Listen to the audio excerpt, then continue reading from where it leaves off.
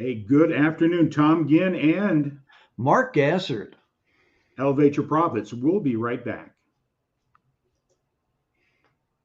I think.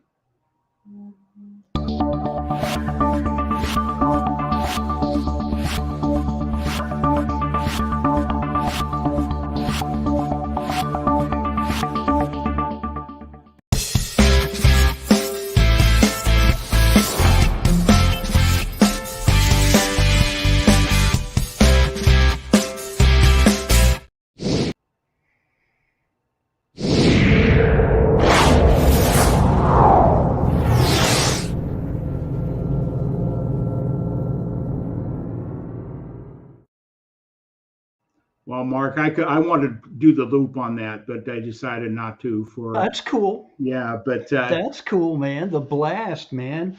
What's the buzz of Be Connected? Yeah, I love it.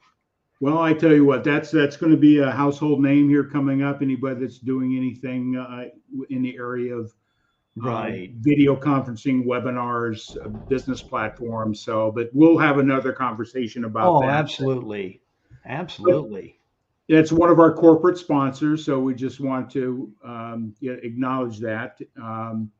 But Mark, what I like to do is just really just share with everybody here that has never watched our program or is here, Right. just tag and share this broadcast out. Our whole platform when we started this, Mark, is but gee, how long has it been now? Is it 2 years? 2 years, I think, just around this time, maybe. Yeah, kind of Yeah, scary. yeah, Man, through it goes Ken fast. Walls. I Yeah. have to always acknowledge Oh, Ken. absolutely. Ken Walls is the master of live streaming, Yeah. and good person to learn from. Highly recommend it.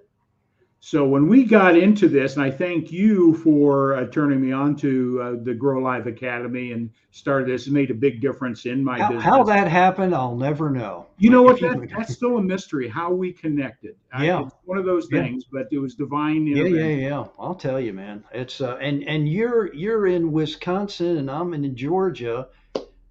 There's a little game going on tonight here, everybody. I bet you they're all salivating and cranking it up here in the Well, I'll illustrious be state. going down to local tavern when we're done here tonight to Yeah, watch because I don't have any TV in my home. I turned it off 7 years ago. So that's cool. yeah. So, but I do go to like football. Yes. But let's sort of get rocking and rolling Oh, here, Mark. absolutely. This whole platform is really about that person may be thinking about going to business themselves, a Right. solopreneur, an entrepreneur, small businesses.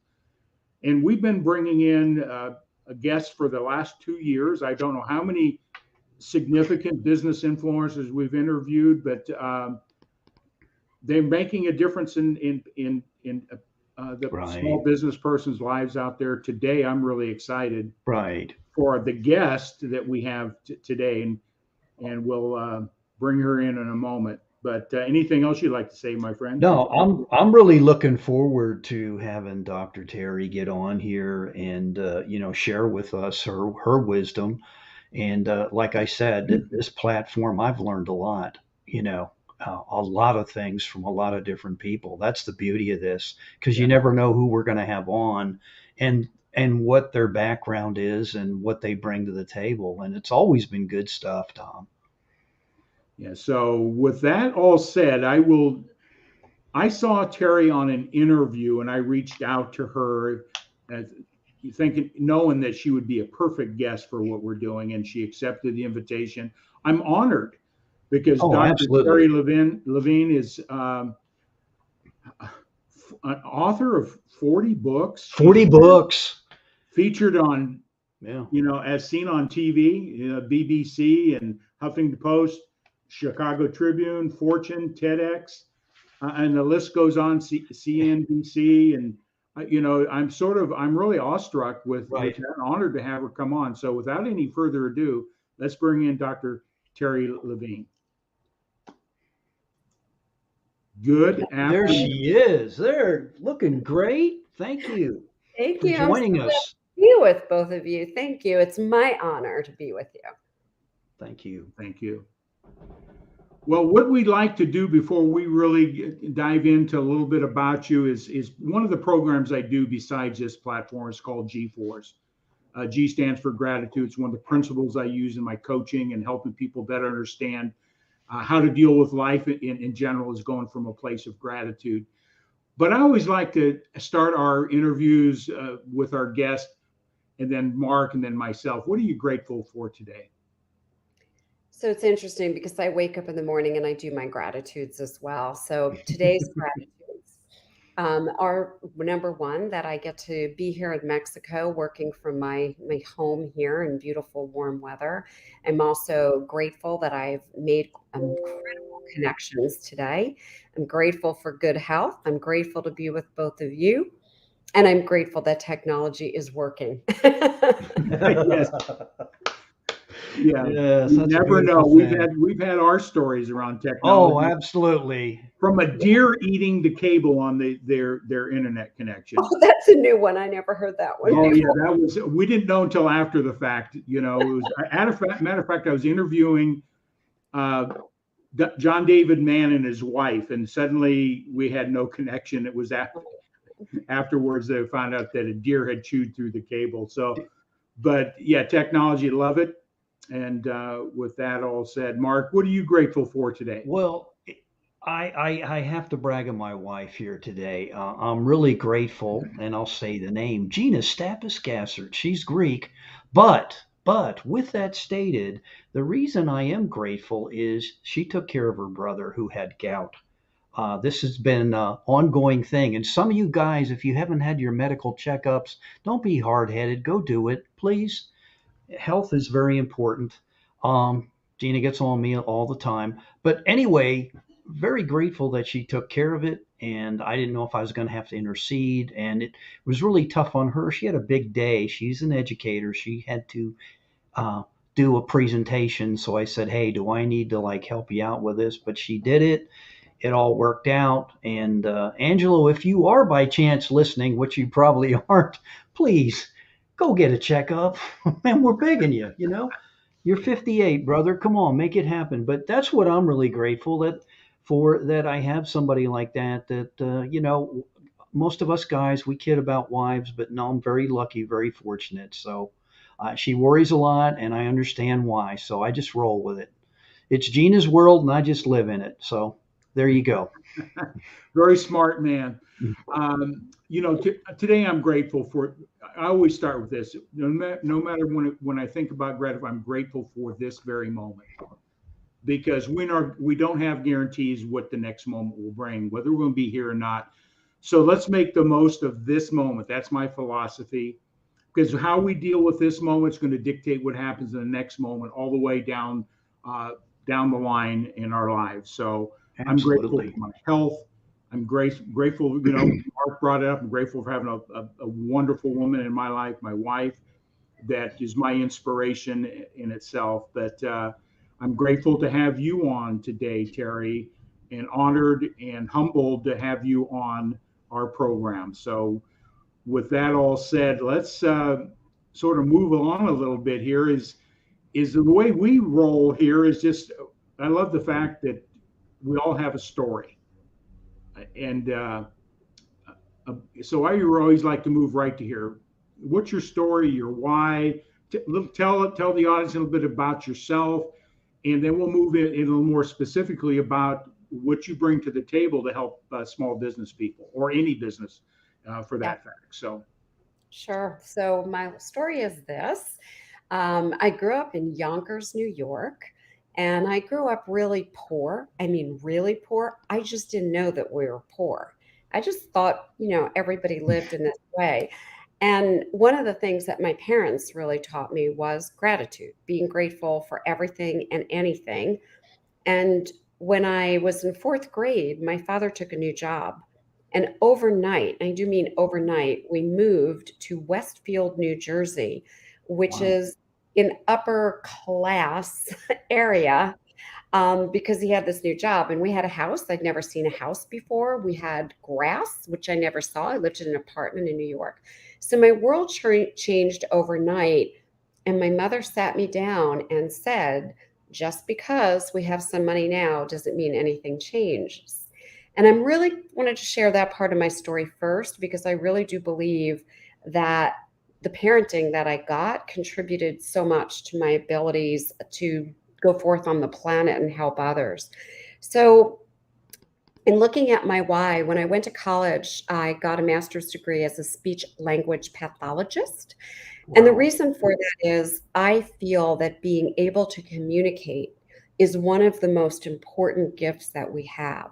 And so I wanted to help others communicate. Came out of college, had no idea about business, sales, marketing, operations, and started my own clinic. And at the time, my husband and I got married and we were transferred to the Midwest. So we knew nobody, lived in this small town, and I needed to have doctors refer to my clinic. Well, not only wouldn't they refer, they wouldn't even meet with me. They're like, who is this woman from the East Coast? She's not. And they shut the door. And eventually, I sat in one doctor's office for 6 hours until the man came out and said, I don't know what the heck you want. Get in my office. And I said, I just want to help kids that you see. You're a pediatrician. Just send a few kids to me. If I don't do a good job, never refer again. I'm really good. He sent 3 patients. From there, I was able to go to other doctors and say, well, Dr. Elkhammer is referring. And I built a business based on the tenacity and this I'm not giving up. One doctor is going to finally say yes. So let me just fast forward that. Within a couple of years, I had physical therapy, occupational therapy, speech therapy. We were contracted to the 2 local hospitals and the 1 local nursing home. And a gentleman came in and said, I want to buy your business. And I was so young and so immature. I'm like, I'm not selling this. I have a master's in this. And he handed me his card. So glad he did. I went home and talked to my husband, who was a financial advisor, and said, look at this. My husband said, call him up. We're going to have lunch with him.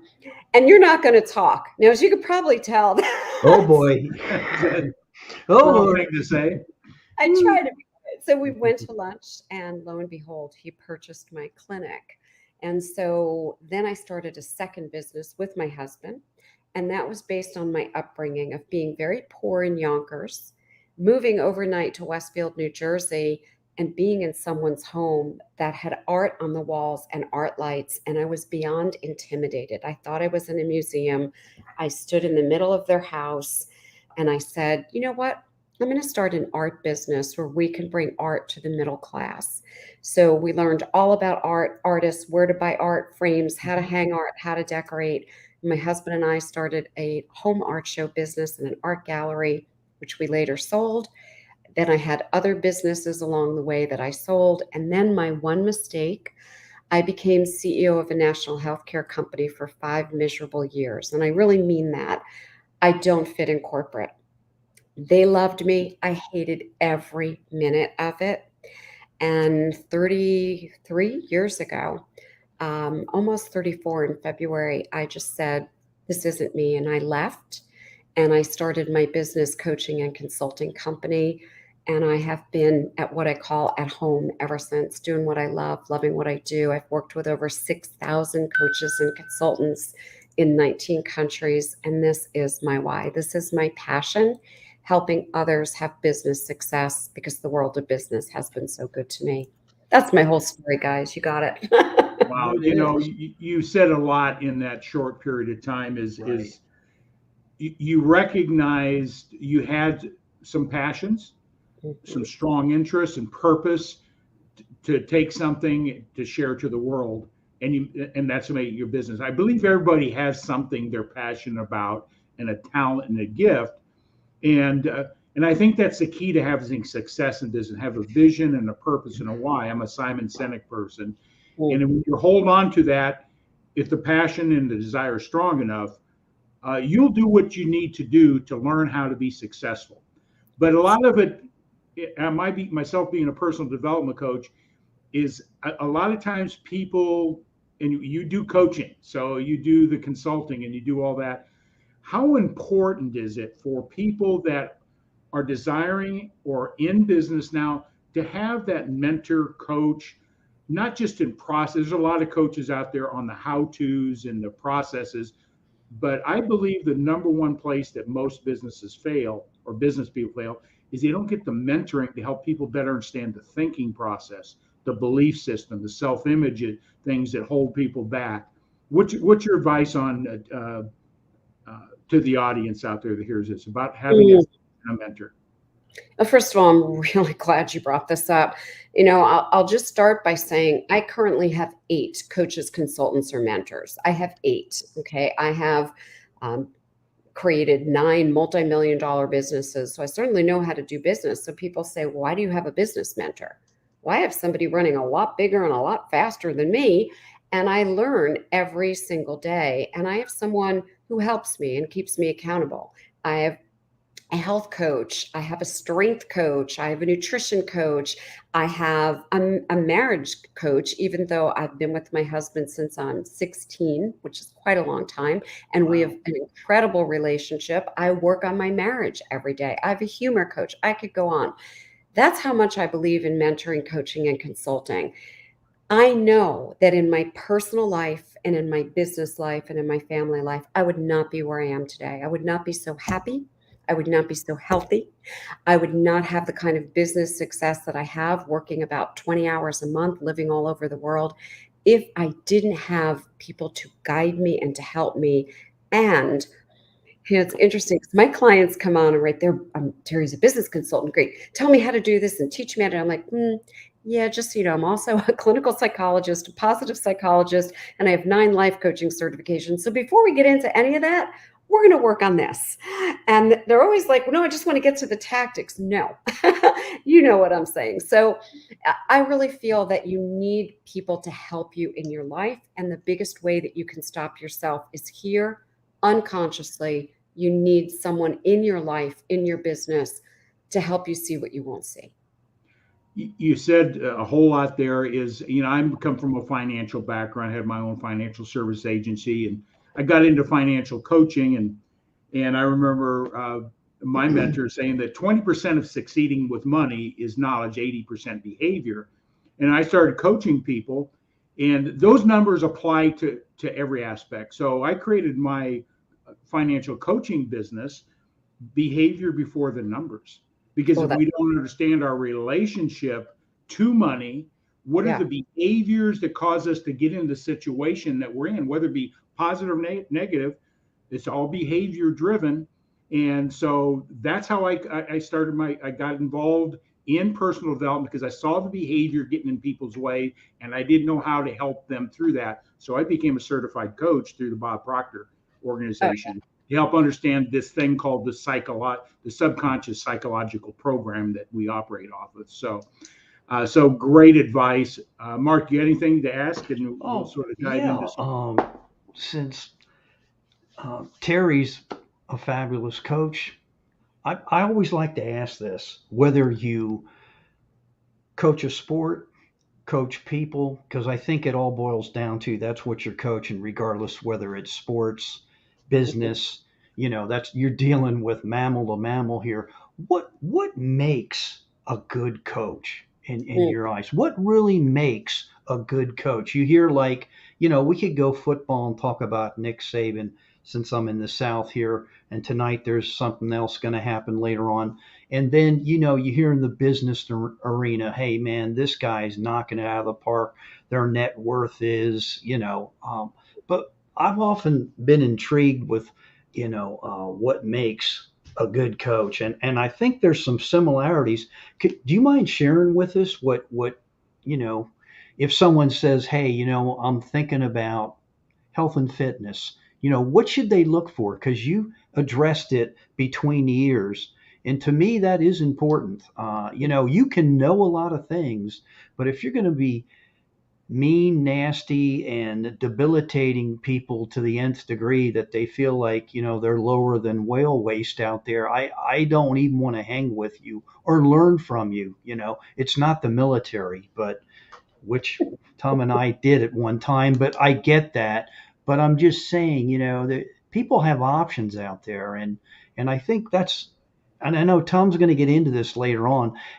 Right now everybody's worried about 2023. What do we do? Where are we going? Blah blah blah. But could you share that with us, Dr. Yeah. Terri? What do you think makes a good coach? Because I've often been curious about this. I'll give you my opinion based on experience. So I owned a coach training school years ago, which I eventually sold. And we trained about 6,800 coaches around the world. And the Wow. thing that's unusual about our school was this: people would apply to come to be a coach and they would have an interview. And they'd say, well, why can't I just pay? I can go pay all these other schools.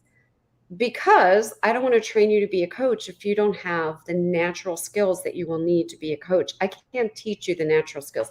I can teach you the core coaching competencies. I can teach you the marketing. What comes naturally to me and what I think makes great coaches, number one, is they really, really care about human beings, deeply care.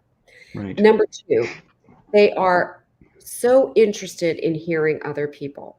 They really are interested. They're not in the business of being interesting. They stop, they listen, they process, they hear the emotions, they capture the feelings. And then the last piece is that they're willing to be vulnerable, open, curious, vulnerable. They don't have a certain prescription or a certain procedure. They just literally meet people where they are. To me, those things make the best coaches, make the best consultants, make the best mentors. Because I've been in this industry a long time, I've seen quite a bit happen. And over the last 10 years, like everybody all of a sudden is a coach, right? Oh, I'm a coach. I'm a coach. And so I always say, if you're going to hire somebody that calls themselves coach, consultant, mentor, I don't even care about testimonials. I don't care about any of that. I actually care about you have a conversation with them and really see how attentive they are to you and really see how focused they are on you. Because if they're Right. truly interested in you, they're not even going to try to pitch you. I've had people after I talk to them say, well, you didn't tell me how to enter your program. Yeah, I was just seeing if I could even help you. So that's my advice. That's my story, and I'm sticking to it. Okay, that's great. No, I appreciate you sharing that. You, Um, Go ahead, yeah, Tom. Terry, that's a very powerful thing, and I think that's isn't taught. Is my wife is probably the best one I've ever met in this arena. Is understanding some Maslow principles. Do you basically break it down that there's the hierarchy of our needs as human beings, but she puts it this way, and this is why she's so successful in her career. Is do you really see me? Do Mhm. you hear me? Right. And are you demonstrating that you really care? And Excellent. that is those principles that you just outlined are so critical to in every aspect of life, Right. not just in coaching, but in relationship and marriages and friendships and in business. Is if you can get that place, do you listen? Do you really listen? Do you see me? Accepting people from an empathetic place and demonstrating that you're there to serve them to your best capacity. Do you think that's what we I hit love on? what you said. Yeah, Tom, I love what your wife said. I resonate with that. I think that's entirely true. And it's not about let me make a pitch, let me, put my services out. To me, and this is why I named my company Heartrepreneur, it's about having heart-to-heart connections where you really care. I care, you matter. I'm willing to meet you. I'm willing to listen to you. I'm willing to hear you. And let's create a relationship. If that means we work together, that's fine. If it means potentially we don't, that's also fine. If I can give you some of my time and I can be open and I can be curious to who is this person as a human being, nothing matters. And in my experience, people raise their hands. You don't have to hunt for client family members. They raise their hands. I call it reverse marketing. And they say, I'd like to know how to work with you. So every day in our business, we wake up to a conveyor belt, literally, of qualified prospects. And then all Right. we do is listen to them, hear them, meet them where they are, and ask ourselves ethically, honestly, can we help them? If it's a yes, we extend our hand. And if it's a no, we usually give them a tool or a resource or somebody else that they might want to speak with. I think that's the essence of what's important, Tom. Yeah, Yep. yeah. I learned this a long time ago. Is know where your core competencies are, and don't deliver something. Say you can deliver something you don't have the competency to do. Refer them on. Yeah, I'm glad That's you said that. Yeah. That's We're one thing from that I have seen over the last years when everybody's, putting up this shingle to be a coach or whatever, that some people are so hungry and so desperate that they'll just say yes to anybody, whether they can help them or not. It's like, oh, look, I got a client. Oh, look, they're paying me X amount of money. That's potentially going to make you money for a very short period of time. But it is not a way to establish long-lasting business relationship. Most of my clients, over 70%, have been with me more than 20 years. Some have been with me 30 years. And I don't have to go and say, oh, do you want to work with me some more? They literally say, I'm here for life. I'm not going anywhere. And that's based on developing relationships. So that's what's important. again, you're saying you're singing my songs here in a very, because I always tell people it's I can get, depending in that relationship and where they're at, what there's, I can bring people to where I'm in through my experience in life. I haven't lived Mark's experience, so I can't say I can bring somebody through that channel. I haven't lived your experience, so but I know what I went through, and I can get people that have gone through similar things to where I'm at. Mm-hmm. And my goal is that relationship. If you outgrow me, I don't have the capability to take you to the next step in that process of growth. I refer you on. But my goal is also as I grow, I want to bring you with me. You will follow me as I grow. I'll continue to give my resources, my gifts back to the people. So it's in the coaching is I never stop learning. I never Exactly. Right. stop reading books. I never stop getting mentorships. As I learn something, I'm going to share it. Mark can relate to this. When I learn something, I share it. Mm-hmm. I Yeah. don't hold back and let it land where it is. So, Yeah, there's um, something you said in there that's important. When you learn something, you share it. I have found that whenever I learn something, I immediately want to teach it because if I teach it, then I really get it. If I Hmm. hear it and I learn it and it's like, oh, that was interesting, it goes on the shelf help, right? And so when I learn something, the first thing I do is I turn to my client family members or my community on Facebook and I'm like, oh, let me share something with you. And I give credit where credit is due. I say who I learned it from or what the content was, and then I teach it, and then it's embedded in me. So I'm glad you brought that up too.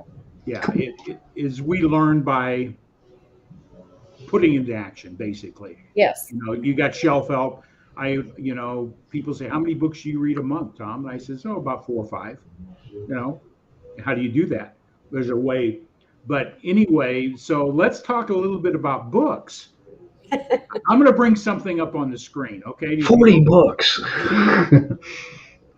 maybe you can just comment a little bit about what we see here. Look at all these books. Well, that's a handful of my books. So let me tell you the backstory on this. When I was, I think it was in fourth grade. No, it was in second grade. Sorry. I wrote a letter to Santa. I lived in New York and I wrote a letter to Santa to the local newspaper. And I didn't know there was a contest. They just said kids could write letters. So I wrote a letter to Santa. And then my parents were informed that I won this state of New York letter writing to Santa contest because of my writing ability. And I got to have all this cool gifts sent to my home. In fourth grade, I wrote a short story. And my creative writing teacher in fourth grade, again, still in Yonkers, New York, said, you're an author. You need to have a career in writing. I didn't really think anything of it. Now, I've always journaled. I started journaling by drawings in kindergarten, and I have every journal that I've done my entire life, which is quite a lot. Wow. So, when I was in ninth grade, I wrote an article, and that article got published and picked up and syndicated into newspapers. And my parents then turned to me and said, you're a writer. There's something about this writing. And then I went on to win a contest, an essay contest in the state of New York. So I figured out that I have this writing skill. I never thought about being an author. Started in the coaching and consulting business. And I was doing a seminar. I called it Work Yourself Happy, which was teaching people how I left a job where I was miserable to do what I was passionate about and how I found my happiness and giving them my process. And so during this seminar, On the first break, a gentleman on the first row, you know the people in your seminars who are like, yes, yes, and they're like all excited, nodding their heads. Well, this was this gentleman. He came running up to me on the break, handed me a business card, said, I'm a publisher. Have you written this? And I'm like, my workshop? He's like, yeah, no. I'm going to have lunch with you Monday or Tuesday. I want to publish you. I remember thinking, what? So I met him for lunch. My first book, Work Yourself Happy, came to be. And after that, you couldn't turn the switch off. I cannot stop writing. It's just what I do, it's how I share my message. And because books can be translated into so many languages, it's how I've been able to touch more lives around the world. So writing is definitely a passion of mine. I recently, believe it or not, I wrote book 41, and now I just give books away. I don't want to do them through major publishers anymore. I just want to write a book and I just want to give it away to the world. So that's where I'm at these days. That's awesome. Thank you very much. Yeah, that is awesome. Trust, help, and care. That's what this is all about here tonight, 100%, Mark. Tom? Oh, are you speaking? Oh, he is speaking, but we don't hear you. We don't hear Tom. So, did you always know that you were going to go into coaching? Oh, that's an interesting question. So the answer is no. However, when I started the art business, I realized I didn't know what I didn't know. So I hired a mentor, Zig Ziglar. Oh my goodness. I went big, okay? And Zig Ziglar brought me on to be a born to win coach, which is using his processes, and I loved it. So this coaching thing was sort of in the back of my mind, not for me to do a career. I was learning the skills. When I was in corporate America and I knew, I'm like, I'm not supposed to be doing this. I'm supposed to be helping people in a bigger way. And it's not about making this public company profits. There's something else to it. I went away for a weekend to a body, mind, and spirit conference in Boston. The first person I meet, I believe in divine intervention. I sit on an airplane, 30-minute flight. I always turn to the woman next to me. I said, oh, are you going on business or pleasure? Business. What do you do? I'm a coach. Right. Now, Tom over here goes, oh, what sport? What kind of team? And she goes, no, I'm a business coach and a life coach. And I thought, what is she talking about? By the time I got to the hotel, I was on the internet looking up coaching, and I knew in that instant, oh my gosh, this is who I am and what I'm meant to do. And I started on my path to quit my job. That's awesome. Oh, wonderful.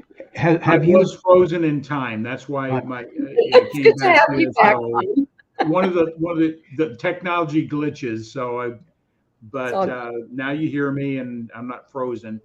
But yeah, so it was through that conversation on an airplane that caused you to let me see what this is about, right? And that's what I referred to earlier about being open and curious. So I constantly chat with people. I meet people, I say hello, I ask about them because I am curious. And I was curious, what do you do? Why are you going to Boston? And, if I didn't have that conversation, who knows what I'd be doing? Who knows? So I do believe that opportunities are in front of us every day, and the right people are also strategically placed in front of us. If we would just open our eyes, stop looking for the shiny object, pay attention and make that human connection. Right. I was going to just interject. I'm envious because I only have heard Zig Ziglar speak twice live, and one of them was a smaller session. I never realized how precious that was. So, and you got a chance to work, what a storyteller. I mean, that guy could tell and teach that way through the process. Yeah, I still use a lot of his stories, Mark, when I'm on stage, because they really drill points home. They're so poignant, and people get them. I certainly am not as quite a good of a storyteller as Zig, and I always credit him. And people remember them. I've had clients come to me 7 years later and go, "I remember the Zig Ziglar story you told about prime the pump, so I didn't give up." And look, priming the pump. There you kick go. or kick the cat. You know That- why that one? Yeah, my goodness. Terry, we have a very tight circle of some people that won't get into the names, but a very tight circle of Zig Ziglar and some other individuals. But I'm going to go back to this when you said something a minute ago. I learn more from my clients than probably anything else. And one of my clients, a powerful young man out of New York, who was a former quarterback from Syracuse, and he was slated to be a number one draft choice. First play, first series, first game of his senior citizen, he ruptured his Achilles tendon. I So knew you were going to say that. Oh. yeah, and his circle left him. So I think it's two things here. It's very important to know who you circle yourself with when things get tough, that you really got somebody that knows you and you trust and they trust you, and they're not there for the ride. They're not there for their own agenda. So that's a number one thing is finding that circle that you hang with. But he shared with me, he says, Tom, I'm doing the Bob Proctor coaching and the big, go for the big Right. audacious goal and that. But he says, Tom, he says, I run across Dr. Miles Monroe. Do you know who he is? I do. The Power of Vision. And it intrigued me. And it changed everything how I started looking at where I want to go versus just goals. The power of vision, I think you mentioned something that the opportunities are around us, but if we don't have a clear picture of our purpose or why in a vision that we want to become, as people like Sandy Gallagher says, success is wrongly defined. It's who you become along the way is where the real success is measured. It's just you have to grow to get to where. So, can you share a little bit about vision versus goals? Because Dr. Miles Monroe says goals don't work by themselves. Yeah. It's so interesting because everyone talks about goals, and I had been setting goals for years and years, health goals and all kinds of things. Yeah. And I started to do visioning and really come up with clear vision. Why do I want these goals? What do they really look like? Why are they really important to me? And stop setting goals for the sake of setting goals. Got clarity and a vision. And I wrote out, it had to be 30 something years ago, I wrote out what I called a technicolor vision. It was about 40 pages handwritten. I'm a writer. And it was every single reason behind what I was visioning. I wrote it as if it was happening. I could see it, I could feel it, I could taste it, I could touch it, I could smell it, I could hear it in great detail. Part of this in my vision made no sense because back when I started, we didn't have live streams. There was no social media. Almost no one had a webcam. A handful of us had a website that did basically nothing. And email was, you've got mail. I mean, there was nothing here. Well, I had this vision. And in the vision, I talked about going to be a best-selling author. I'm going to speak all over the world. I'm going to talk to clients all over the world every day and make a difference.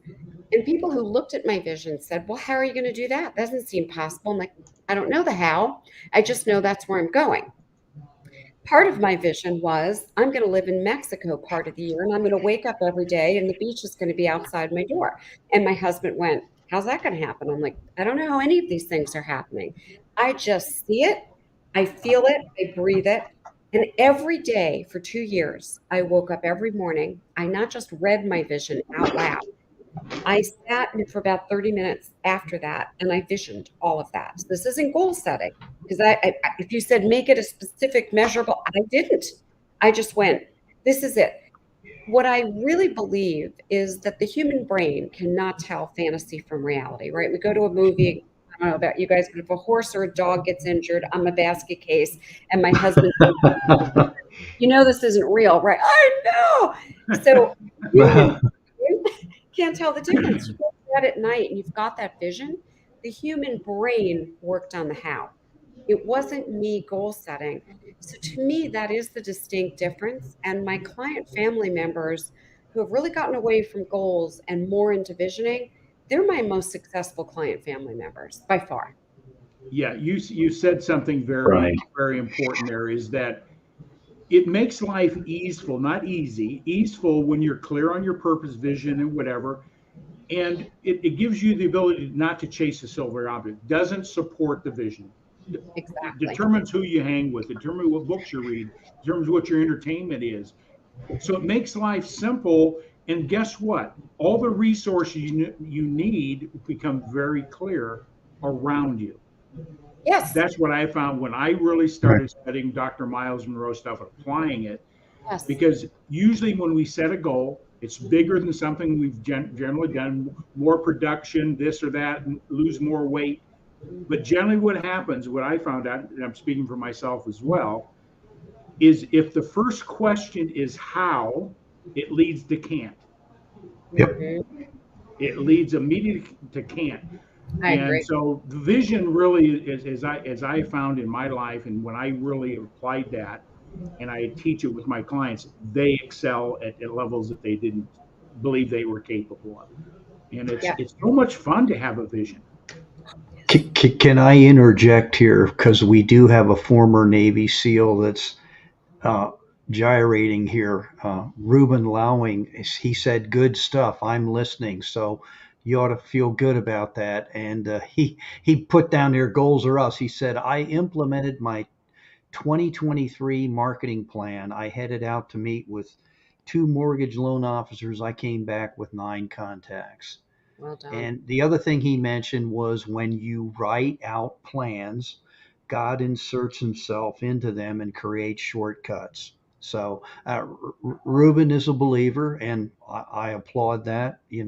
Those of you that aren't, that's okay, but that's his mantra, man. He's Mm, hook, line, and sinker into that, and I've seen some of the things he's implemented with his goals.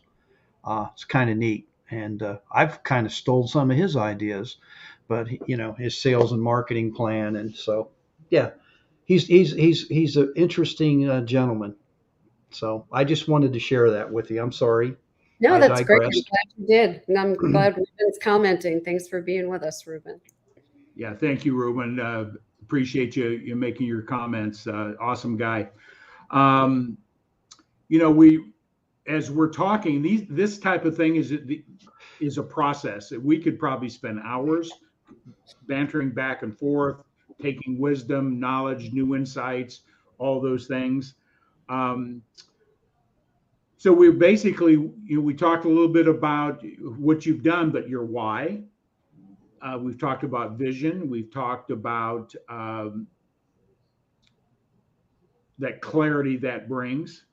Um, what else would you say? It's really important to have success. I believe that your business success should be part of your life success. You can't. I don't believe you should isolate business from personal and so on. I believe everything is meshes together. What would you share with people besides some things we talked about? Some other Mhm. core values that people might be looking at to have success, not only in business but in life as well. So, what you said, Tom, about your business and your life, it's all one entity, right? And I really hope that people breathe this in and hear this because it's so important. It's not that you live in a compartment. This is my life. Oh, now I'm working. This is my business. It's I'm a human being having a Right. human experience. Part of what I do is work. I'm still who I am. And I love this when I do live events. I often say to people, so, how many of you are CEOs? And a few hands might go up. How many are authors? A few hands might go up. Like, you're all the CEO, you're all the author. And sometimes we forget, and there isn't this bucket called life and business and health, and there's no balanced wheel. There's you having a human experience. Sometimes you shift priorities to something different.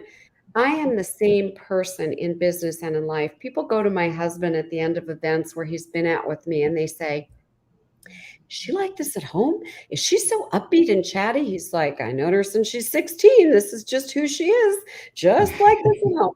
You are who you are, and you're just doing the work that you do. It's a component of who you are. So that's important. To me, the way to have success, in my experience, the words I used before come up again: to be open, to be curious. I am also an avid learner, I'm a continuous learner. I use a special technique and I won't even go there. I read 200 books a month on average. Now, I do it through a very different form of power reading. So each book takes me about 30 seconds. It's unusual, it's got some photo reading, and I can retain. Why do I read like that? Because I'm only on this planet a short time. I know my birth date, I don't know my checkout date. I want to get as much as I can so I can give as much as I can. The more I learn, the more I can share, the more I can give. To be successful in business, in my view, your ego is not your amigo. You don't need to be the smartest person in the room. You need to be the person who's the best listener, who cares, and who's willing to make heart to heart connections, whether you're making $5 or $500,000. You are the same person.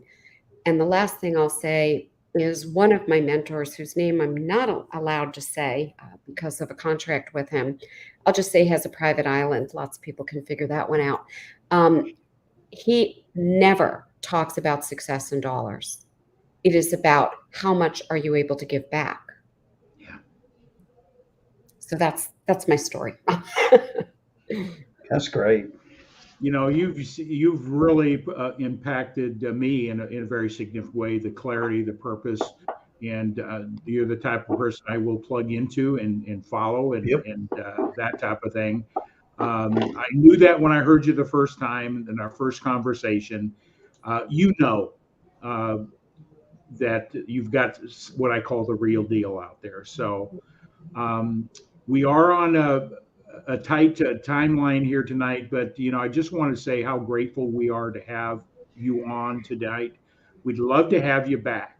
Uh, Oh, absolutely. You've got to come back. Heartbeat. I love you guys. yeah, thank you. Thank Mark, do you. you have anything you'd like to I ask? would highly advocate, if those that are listening or whatever you're doing out there in stream land through the airways, go to Terry's LinkedIn page and check out. It's pretty interesting stuff that she offers and how to connect and some really cool things.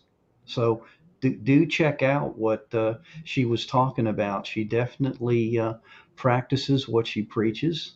And I do have one last question. You touched on it, not compartmentalizing oneself. You are who you are. And I think, is that why corporate America did not appeal to you? Because I've seen, I'm sure you have, there's a person this way and then there's a person this way at home, and it's like, wow, I didn't know they were human. That's tough for some people to, they can't be the same person. And I agree with you. I like having fun. If you can tell, I don't care what your title is, and if that offends you, I'm sorry, but sometimes people say, "Mark, what are you doing, man? This guy's a CEO." I'm like, "Yeah, well, he walks and talks like me. I mean, what's the big Right. deal?" That's And right. do you feel that people struggle with that in the workplace, or even if they're consultants, that they've got to be a certain way?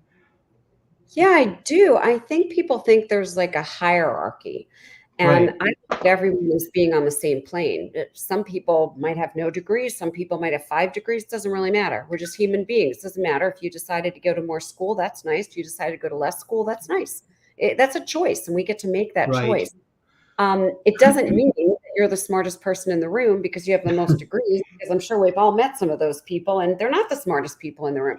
So if you approach human beings as everyone has their own wonderful experience and gifts, and you listen to uncover that magic, you're going to have so much more fun and joy in your own life. And you are going to be surrounded by those people who elevate you, may I use your word, who yeah, lift you up and who make the journey so extraordinary. And there are no right. accidents. Like, I'm here with the two of you, and I believe, again, that's a divine intervention, a divine opportunity. So the biggest thing, that takeaway that I'll say to people as we wrap up, is just start being more open and curious, and being more giving versus taking. And you will find that you will be one of the most successful people in business, in my experience.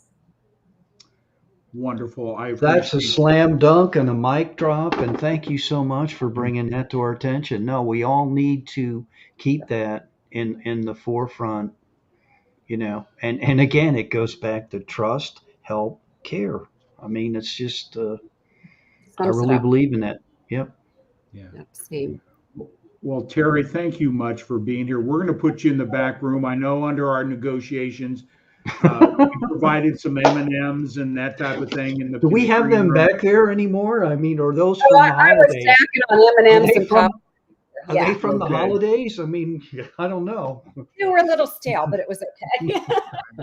Just hang tight for a few minutes while Mark and I wrap up. God bless you. Thank you for being Thank you here. again, Terry. Seriously, I really have enjoyed listening to you tonight and learning. Thank you so And much. her website is right there on Yes. the screen here. So reach out to her. So thanks for being here. Thank you. All right. That was a delight. I mean, Oh, absolutely. you know, she resonates with me in so many different ways. Sure. 10 years ago, I wouldn't have resonated. I wouldn't have understood. It's just through this Mhm. growth process that, uh, and I said, I got to have this woman on our program, and just tag and share out there. Those that are out there Right. that we never know the message, how it's going to touch somebody, make a difference in their life. Right. And success isn't what goes into the bank account. It's Right. really who you become along the way, as Right. Sandy Gallagher coached me on. So, Mark, anything else you'd like to do? Or Well, I was just going to say, Ruben had another comment is that what I've learned is that you need to be genuinely care about the person, that you're in front of and who you're talking to. And he talks about asking probing questions. And I don't know what OPSEC is, but I'll figure that out. OPSEC, I mean, I guess that's code.